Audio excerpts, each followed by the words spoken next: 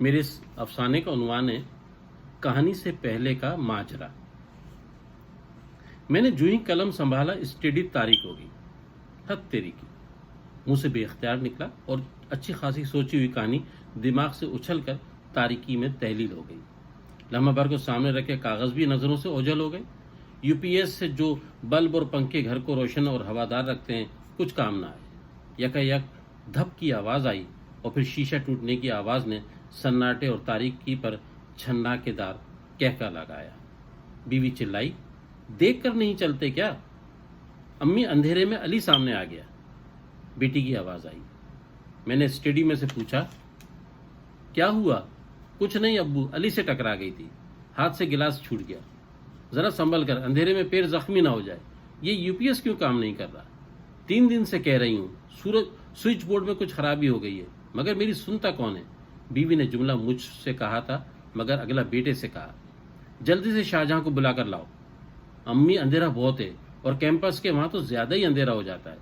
مجھے اندازہ تھا کہ سن کر میری بیوی نے ضرور مجھے دیکھا ہوگا، جس کا مطلب میں خوب سمجھتا تھا، لہٰذا میں خود ہی اٹھ کھڑا ہوا۔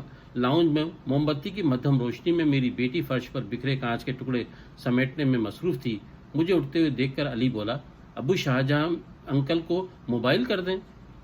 اس کا موبائل یونیورسٹی کے باہر لڑکوں نے چھین لیا، بیچارے کے ساتھ یہ دوسری واردات ہوئی ہے۔ یہ کہتا ہوا میں گھر سے باہر نکل آیا۔ گلی میں اندھیرا تھا اور میں شام سے باہر نہ نکلا تھا۔ بے خبری میں جیسے ہی اسکول کی دیوار کے پاس سے گزرا، پیروں تلے چھپاک کی آواز آئی اور دیکھتے ہی دیکھتے 5-6 گندے ہو گئے۔ چھینٹے اچھل کر اوپر کرتے تک آئے تھے، بدبودار پانی کے چھینٹے۔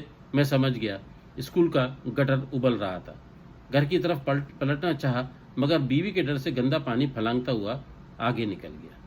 تھوڑے فاصلے پر مین روڈ اور سامنے سڑک کی دوسری جانب یونیورسٹی کیمپس کے اندر شاہجہاں کا فلیٹ تھا۔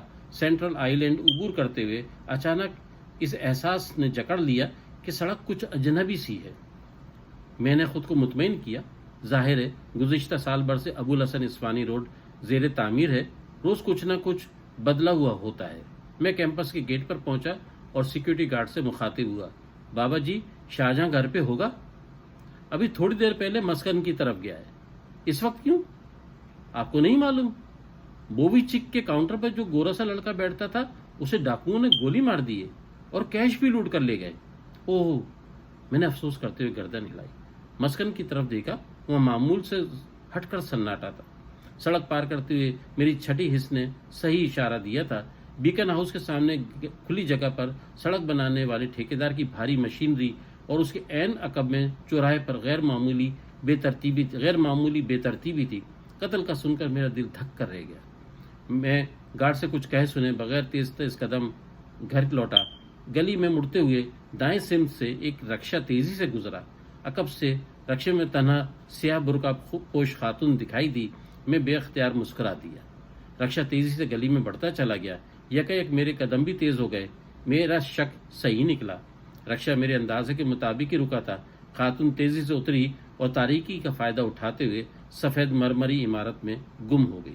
میں دھیمی مسکراہٹ سجائے اپنے گھر میں چلا آیا۔ مجھے دیکھتے ہی بیوی نے تجسس آمیز لہجے میں کہا، 1 منٹ پہلے آتے تو آج میں آپ کو ثبوت دکھا دیتی۔ میں سمجھ گیا کہ وہ کیا دکھانا چاہتی تھی۔ میں نے کہا، میں نے گلی میں داخل ہوتے ہی دیکھ لیا تھا، اسی لیے تو میں کہتی ہوں کہ محلہ ٹھیک نہیں ہے۔ اس گلی میں 12-13 دیگر محلے دار نہایت شریف اور نیک لوگ ہیں، ایک ایسا بھی صحیح؟ بیوی نے تنک کر جواب دیا اور پھر بولی، آپ سے تو بات کرنا بھی فضول ہے، گئے تھے شاہجہاں کو پکڑنے، اتنا سا کام بھی نہیں کر سکے۔ تب میں نے مسکن پر ہونے والی واردات کا ذکر کیا تو وہ گھبرا کر بیٹے سے مخاطب ہوئی، آج کے بعد تم بووی چک پر گئے تو اچھا نہیں ہوگا۔ آپ مجھے خود بار بار بھیجتی ہیں، کبھی دہی لا دو، کبھی ہری مرچ، کبھی ہرا دھنیا۔ میں بووی چک پر جانے کے لیے منع کر رہی ہوں، مسکن پر نہیں۔ امی مسکن جانے کے لیے بووی چک کے سامنے سے ہی گزرنا پڑتا ہے، علی نے وضاحت کی۔ یکایک مجھے خیال آیا کہ میری گاڑی کا ٹائر منتظر کے پاس ہے، جو کہ بووی چک کے بالکل برابر میں بیٹھتا ہے۔ شام کو دفتر آتے ہوئے میں نے پنکچر لگانے کے لیے دیا تھا۔ میں نے گاڑی کی چابی اٹھاتے ہوئے کہا، منتظر سے ٹائر لے آؤں۔ بیوی نے فوراً کہا، اولاد کو کیا منع کر سکیں جب باپ کی چلتر اچھے نہ ہو۔ اب جا کر تماشا دیکھیں گے کہ بووی چک پر کیا ہوا ہے۔ ایسے موقع پر حادثے کی جگہ سے آدمی دور ہی رہے تو بہتر ہے، مگر افسانہ نگار جو ہوئے، لوگوں سے پوچھنا، تاکنا، جھانکنا اچھا لگتا ہے۔ خدا کی بندی، وہاں منتظر کے پاس میرا ٹائر رکھا ہوا ہے، وہ لانا ہے، اگر وہاں سے شارجہ نظر آیا تو اسے بھی لے آؤں گا تاکہ آپ کا یو پی ایس بھی ٹھیک ہو جائے۔ اس میں افسانہ نگار کہاں سے آ گیا؟ یہ کہہ کر میں جو ہی پلٹا بجلی آ گئی۔ روشنی میں جیسے ہی بیوی کی نگاہ میرے کپڑوں پر پڑی، وہ ماتھے پر ہاتھ مارتے ہوئے بولی، اللہ توبہ ہے، یہ کیا کیا؟ نئے سفید سوٹ کا ستیہ ناش کر دیا، آپ تو حد ہی کر دیتے ہیں، بچوں سے بھی 2 ہاتھ آ گئے، اور تماشا دیکھو کہ گٹر کی گندگی لیے پورے گھر میں دندناتے پھر رہے ہیں۔ یار میں ابھی باہر سے آیا ہوں، اسکول کے سامنے والا گٹر ابل رہا تھا، اندھیرے میں دکھائی نہیں دیا، کیا میں جان بوجھ کر گٹر کی پانی میں چھلانگیں مارتا پھروں گا؟ کیا پتا وہ رکشے میں برقے والی کو دیکھ کر بھاگے ہوں گے۔ مرد سارے ایک جیسے ہوتے ہیں۔ نیک بخت واپسی پر میں پانی پھلانگ کر گزرا تھا، آپ کا پھلانگنا میں خوب سمجھتی ہوں، آپ پانی نہیں مجھے پھلانگنے کی کوشش کر رہے ہوں گے، کاش میں ایسا کر سکتا۔